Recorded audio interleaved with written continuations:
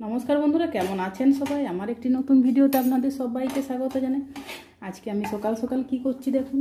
ফেনা ভাত মধুমালতি চালের, আর দিয়ে দিচ্ছি কুমড়োর ডগা সেদ্ধ করতে, তার সাথে দিয়েছি আলু সেদ্ধ করতে,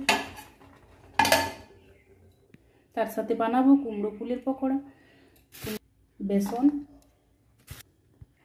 আর চালের গুঁড়ো দিয়ে।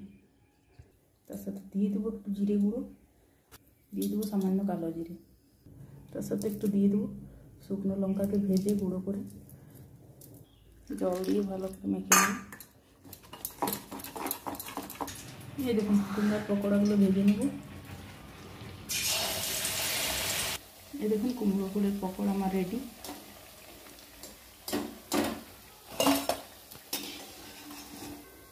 বন্ধুরা, আমার রান্না যদি আপনাদের ভালো লাগে প্লিজ কমেন্টে জানাবেন। ভাতটি রেডি হয়ে গেছে, কুমড়োর ডগাটিকে তুলে নেব।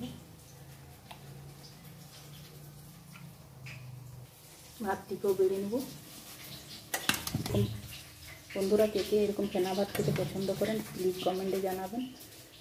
আর যদি না খেয়ে থাকেন একবার বানিয়ে খাবেন, খেতে অসম্ভব সুন্দর লাগে।